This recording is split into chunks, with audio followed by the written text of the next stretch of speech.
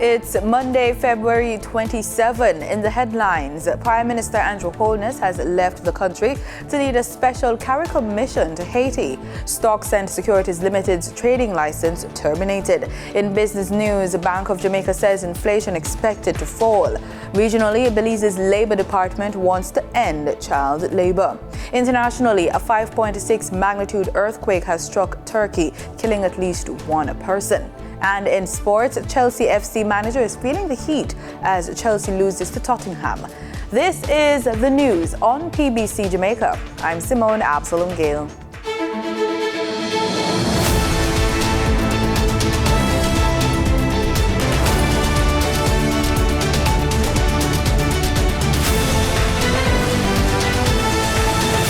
Prime Minister Andrew Holness left the island this morning, February 27, 2023, to lead a special Caricom mission to Haiti, which will also be comprised of representatives from the Bahamas, Trinidad and Tobago, as well as the Caricom Secretariat. As part of this mission, the Prime Minister and the Caricom delegation members are expected to have discussions with several critical Haitian stakeholder groups. Other Jamaican members of the delegation include Jamaica's Minister of Foreign Affairs and Foreign Trade, Senator Camina Johnson-Smith, and Ambassador Rocky Meade. Prime Minister Holness returns to the island later this evening. During his absence, Deputy Prime Minister Dr. Horace Chang will oversee the government. The Jamaica Stock Exchange on Friday announced the immediate termination of a Stocks and Securities Limited trading license. The announcement was made through a vaguely worded release on its website under the title Jamaica Stock Exchange Providing a Fair, Efficient and Transparent Stock Market. This latest blow to the trading entity and its clients comes 3 weeks after the company was suspended from conducting online trading as part of its requirements for the Financial Services Commission to approve all trades done by SSL before they are executed. 5 Jamaican-American women, among others, are recently sworn into the inner chambers of the Supreme Court of the United States in Washington, D.C. The trailblazing women are Attorney Alison Smith, first black woman to be elected president of the nearly century-old Broward County Bar Association, Circuit Judge Maxine Cheeseman, Judge Maxine Williams, Circuit Judge Simone Rowe, and Attorney Lisa Quarry. Smith, who grew up in St. Elizabeth and Manchester, Jamaica, told the press that the swearing-in was preceded by a rigorous application process starting basically a year out, filling out all sorts of paperwork, undergoing background checks, and the like. The world will be observing World Obesity Day on Saturday, March 4, 2023. The Heart Foundation of Jamaica told PBCJ News that despite the day falling on the weekend, the HFJ is coordinating several public education projects leading into the day to help Jamaicans manage their weight and get more educated about the evils of being obese. Maya Chung looks into that topic. The theme for this year's activities is Changing Perspectives. Let's talk about obesity. Health Education Officer with the Heart Foundation of Jamaica, HFJ, Rosanna Pike, sat down with PBCJ Presents and indicated that there are several misconceptions about obesity. So with the Global Health Advocacy Project and the Heart Foundation of Jamaica, so the numerous activities we'll be doing week-long, including like putting out press releases, and of course, each activity is tailored to different audiences, but at the same time, it's for all of Jamaica. So press releases, articles educating the public about being overweight or obese or, having too much fat on the body. Fat. Right? Because in this day and age, the way Jamaica is going, as I always tell people, it looks like we're in a race to become the heavyweight champion of the Caribbean or even the world. According to the World Health Organization, being overweight and obesity are defined as abnormal or excessive fat accumulation that presents a risk to health. According to Ms. Pike, the local situation is very dire. It's better you pay the price now to say, let me try exercise, try eat some healthy food, than later on, medical bills will cost way more. A body mass index or BMI over 25 is considered overweight and over 30 is obese. The WHO indicates as at 2017, the issue has grown to epidemic proportions. Over 4 million people are dying each year as a result of being overweight or obese, according to the Global Burden of Disease. For PBCJ News, I am Maya Chung. The Dominican Republic's ambassador to Jamaica, Angie Martinez, says the inaugural Dominica Week in Jamaica was a resounding success. We caught up with Ambassador Martinez on day 2 of the Dominica-Jamaica Business Forum, which was a part of the week-long activities. We have her feedback plus a look at the week-long event. Local entrepreneurs and members of the public participated in Dominican Week, which was held between February 17 to February 24, the first in the history of the two countries' bilateral relations. According to Ambassador Angie Martinez, the event was a milestone in strengthening bilateral relations. Since my appointment as ambassador of the Dominican Republic to this beautiful island of Jamaica, my sight was set on creating a new era in commercial, trade, and investment landscape in Jamaica.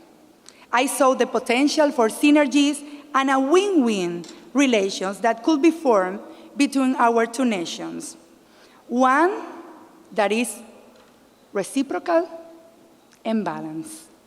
President of the private sector organization of Jamaica, Metriciaga, in his remarks, noted the role of the PSOJ as an umbrella organization for the country's leading private sector entities. It is simply not feasible to rely on our very small population as the sole or primary market for our businesses. In 2021, Jamaica's exports stood at just over $4 billion. And represented 27.6% of Jamaica's GDP.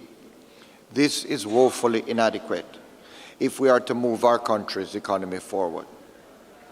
The DR currently stands as the 10th largest economy in Latin America and the largest in the Caribbean region for commercial trade, and you're just 755 kilometers away from us, and now with direct flights. The week-long event saw presentations from ministers of both countries, all of whom spoke of the possible synergies between the two countries. Jamaica is arguably the best tourism investment destination. Listen to me carefully. You're all from Damrep. We know you're big. We know you have Punta Cana. But I talk to the investors, and they tell me privately the best return they get in Jamaica. So why aren't you more of you here? We're putting up 20,000 rooms. You better get here quickly. We have a lot of advantage between Dominican Republic and Jamaica. Also, we have advantage to work together, not only for our market, to work together to export to Europe, to create opportunity in the DR CAFTA with the United States together, to work together in tourism, in energy, in all the sectors. We think we have the potential. Minister Kamina Johnson-Smith advised that a pending draft framework agreement for cooperation in areas of mutual interest is now being reviewed by both sides. We're therefore very pleased with the convening of this long-awaited business forum. A draft framework agreement of cooperation in areas of mutual interest, more broadly speaking, agriculture, food security, environment and biodiversity protection, and culture, is now being reviewed by local authorities on both sides, pending signature. In August 21, we launched the Jamaican Chamber of Commerce in the Dominican Republic, JamCham DR, and today we look forward to the establishment of a Dominican chapter of the Jamaican Chamber, Domrep Cham JA, right here in Kingston. Participants were able to network and see some of the businesses already taking advantage of opportunities from both Jamaica and the Dominican Republic. We do construction management for hotels, mainly for hotels all over the island. Well, right now we are working in the Princess Hotel in Green Island, Hanover. It's a project of 1,015 rooms, and we are working the Unico hotels. We are in the part of the earthworks, and we're doing the deep foundation right now. What's your aim participating in this business forum and expo? Okay, so our parent company, Inter Energy, is actually largely based in the Dominican Republic. We actually have over 2.5 gigawatts of power installed in the Dominican Republic, Panama, Chile, Uruguay, etc. Jamaica is actually the only English-speaking portion of that group, but we are inherently tied with the Dominican Republic brand. During the week, patrons were also treated to cultural exchanges. The news team caught up with Ambassador Martinez on the final day of the Business Forum, which formed part of the week-long event. She reported that more than 200 people participated in the event. 60 companies from the Dominican Republic and dozens of companies from Jamaica.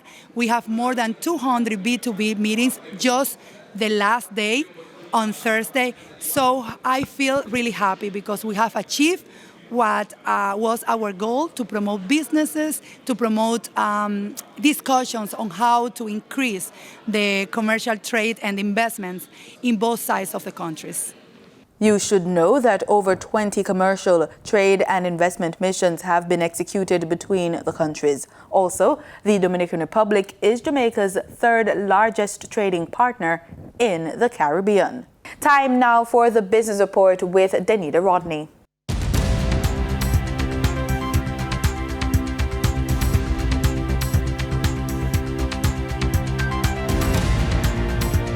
The Bank of Jamaica is reporting that inflation is expected to continue to decelerate for the 2023-2024 fiscal year.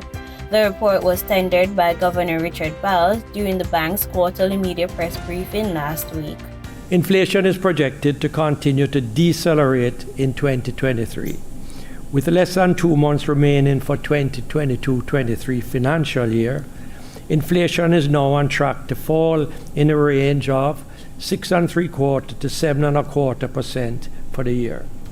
Governor Bowles continued his report saying that the bank projects that the inflation rate will continue its fall into the bank's target range. The forecast further envisages that annual inflation will fall within the bank's inflation target range of 4 to 6% by December 2023 and remain generally at that level over the medium term. He also says, however, that the fall would contribute to increases in some regulated prices. The inflation forecast also includes increases in some regulated prices, such as transportation fares and minimum wages, and assumes that there will be no new shocks. Now for your market updates. In foreign exchange trading for Friday, February 24, the US dollar sold for an average of $154.75. The Canadian dollar ended trading at $115.02. The pound sterling traded for $185.98, and the euro sold for $166.76. In GSE trading, the GSE index advanced by 2,289 points. The junior market index declined by 60 points. The combined market index advanced by 1,571 points, and the All Jamaican Composite Index advanced by 3,396 points. Overall market activity resulted from trading in 110 stocks, of which 52 advanced, 40 declined, and 18 traded firm. Stocks advanced for 138 Student Living Jamaica Limited, 138 Student Living Jamaica Limited Variable Preference, and Barita Investments Limited. Stocks declined for Access Financial Services Limited, AMG Packaging and Paper Company Limited, and Berger Paints Jamaica Limited. Trading firm were Blue Power Group Limited, CAC 2000 Limited, and Siboney Group Limited. The overall volume leaders were Fostridge Company Limited with over 26 million units, Wigton Wind Farm Limited Ordinary Shares with over 3 million units, and Massey Holdings Limited with over 1 million units. In regional stocks, in Trinidad and Tobago, Calypso Macro Index Fund was the only active security trading 5 shares. On the Barbados Stock Exchange, Beacon Limited was the sole security trading 128 shares. In regional business, Barbadian Prime Minister Mayor Motley says agriculture continues to be a key pillar of economic growth for the island, and she's welcomed the level of innovation in the sector that has been exhibited at this year's AgriFest. The government has placed a lot of emphasis on agriculture since coming to office. I made the point that they're really, ironically in 2018, I said there are two stepchildren to Barbadian development since independence. One was agriculture, one was healthcare. Little did I know that in this period of time that we were in office, that both would become central to everything that we're doing. And effectively what we're trying to do is to reposition both sectors, because a lot of the systems had dropped, a lot of the knowledge has dropped. And as you can see, agriculture, we believe strongly in this country, can be successful when we fuse passion, capital, and technology. We now have a young generation who are interested and keen. I think the minister would tell you that the response in the feed program, the response in the care program, these are different programs that he has introduced, has been very, very good.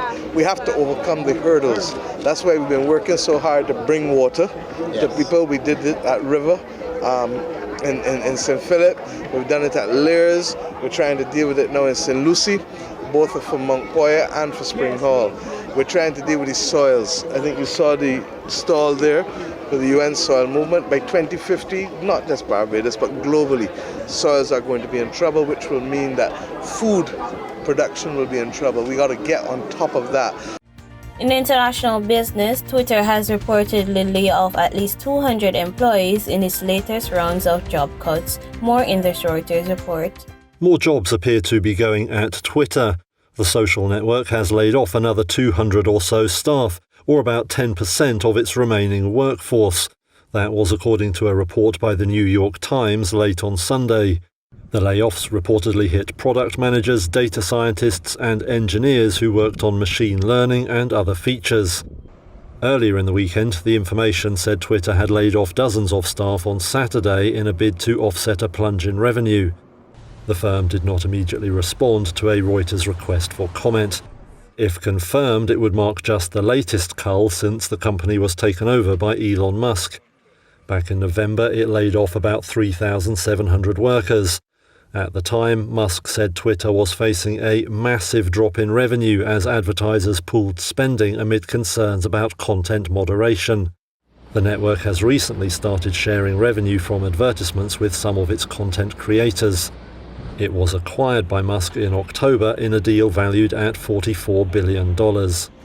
In market data for oil prices edged lower as a stronger dollar discouraged buying, though losses were limited by supply concerns after Russia halted exports to Poland. Brent crude futures were down 51 cents at $82.65 a barrel, while West Texas Intermediate crude traded at $76.08, down by 24 cents. And that was the business report on PBCJ. I'm Denita Rodney. In regional news, speaking last week during the celebration of Guyana's 53rd Republic anniversary, President Dr. Ifran Ali says despite naysayers, Guyana is on an upward development trajectory. Education is being set on the right footing for the world 2030 and beyond. In partnership with external institutions, Guyana is being geared to offer world-class health services to its citizens, inclusive of specialty healthcare services. National security is being enhanced. The security services are being recapitalized in order to preserve internal law and order and to deter and repel external threats. By the end of 2025, some 50,000 house lots would have been allocated to Guyanese. A smart city is under planning and development. Local democracy is being renewed. That was President Dr. Irfaan Ali speaking on Wednesday, just hours before Ghana celebrated its 53rd anniversary as a cooperative republic. With bountiful resources, President Ali said Ghana is experiencing significant development across the productive and social sectors. And according to him, his government will continue to herald in continuous progress despite naysayers. We are also aware of the naysayers in our midst, whose egos and appetite for attention broke no restraint. Like a recurring decimal, they simply go on and on, ignoring the efforts we have made in securing billions of dollars in additional related benefits for our people through local content legislation and the sale of carbon credits. President Ali's address was part of a grand cultural celebration held at the Stabroek Square in commemoration of Ghana's Republic anniversary. The night ended with the traditional hoisting of the Golden Arrowhead. Reporting for the newsroom, I am Fishani Raghaber. The Bahamian Ministry of Health and Wellness has announced that they are looking at ways to lend some much-needed assistance to those struggling with mental illness following a recent increase in mental health patients. The Ministry of Health and Wellness is expanding its mental health program. Press Secretary Clint Watson revealing as much, as he says unfortunately the demand and need for assistance has grown in the country. Minister Michael Darville is going to be announcing soon a new program in mental health wellness and a campaign as well, so that people can know where they can reach out to and who they can reach out to get help. We do know that there's private practice, but that can be costly, and so the government is working to set up. We do have people now with the Ministry of Health and Wellness who are there to provide counseling. We have partnerships with some organizations to do that, but a real robust program is going to be announced soon in regard to that. He was finalizing it.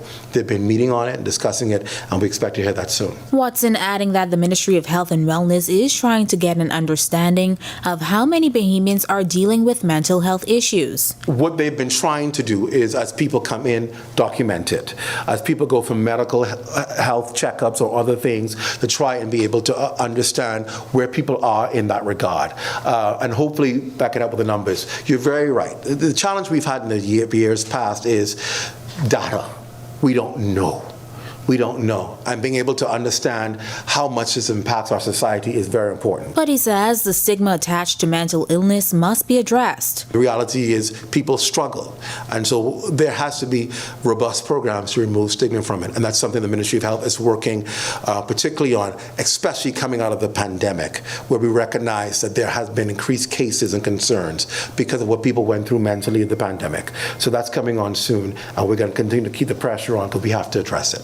The Labour Department has set 2025 as its target year to completely eliminate child labour in Belize. Last week, the department launched its first child labour education tour to build upon its sensitization efforts in rural communities.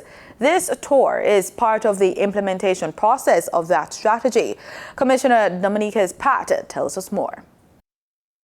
What we're doing between this month and the month of March is that on February 15th, we went to the village of Chonosh, and we invited several villages, Progresso, Sartaneja, Copperbank, and all those close villages to Chonosh, because the intention is to sensitize and educate the public about the importance of child labor and how we together we can eliminate child labor. And so participants in this session were parents, villagers, chairpersons, teachers, and students, because it's very important to target these persons, because it was identified in the 2013 statistical report that child labor happens in those villages. And so that is the reason why we have decided to launch this educational campaign. And so during the month of March, we will also have other targeted sessions with the Mennonite community, with industries such as the sugar industry, the banana, and the citrus. We have been working with these industries to assist in sensitizing the farmers, especially when it comes to child labor, and reducing the incidence of child labor and letting them know it's not that your children should not work, but what kind of work can they engage in? That's the main thing that we want to bring along. Your child can work, but are you exposing them to hazardous work? Does it affect their schooling? Those are some of the questions that needs to be answered and some of the things that you need to look at. Some of them admitted that they were not aware what child labor really is, and they were not aware that, you can be penalized. A farm can be penalized for having a child working. And maybe they were not aware of the side effects that can be caused to a child who is being exposed to hazardous work. In international news, a new earthquake in Turkey killed at least one person, while authorities face a mountainous task of clearing 200 million tons of rubble to begin recovery efforts from quakes occurring over the past 3 weeks. Well, the earthquake was also felt here. We're in the center of Gaziantep, right where those who have been affected by the earthquakes that happened on February 6 are living now inside tents. And it generated once again fear and anguish among so many other things. The information that we have is that the epicenter was in Malatya. It's about 3 hours away from where we are.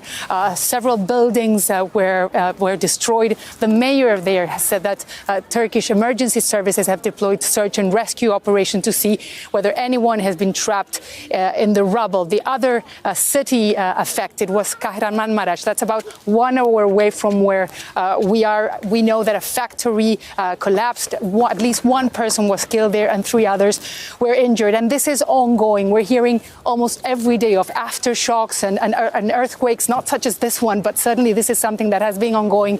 It's terribly upsetting for those who have survived. Yeah. Many of those living here, their homes have been destroyed, but others, they had their homes, they have been damaged, but they do not want to go back there precisely because of the aftershocks and this type of earthquakes that are being felt throughout the region.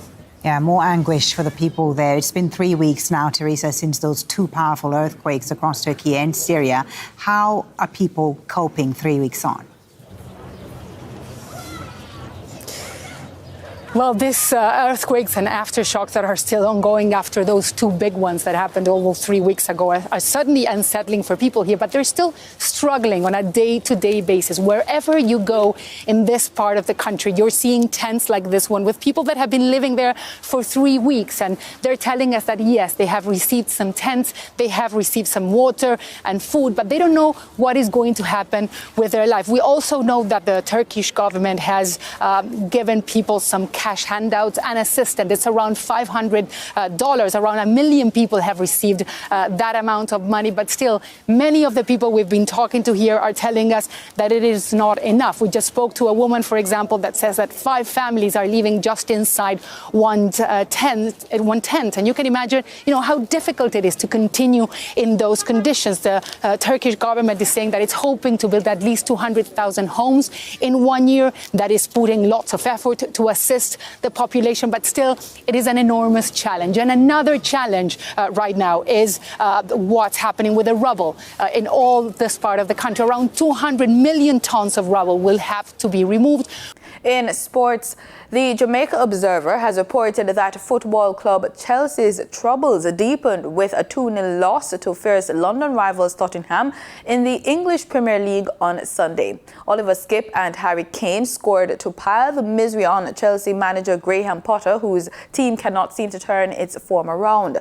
4th place Tottenham, meanwhile, strengthened their bid for a UEFA Champions League qualifying spot by moving 4 points clear of Newcastle, having played 2 games more. But Chelsea's campaign just keeps on getting worse after extending their winless run to 6 games. And that's the news on PBCJ. I'm Simone Absalom Gill. Thanks for watching.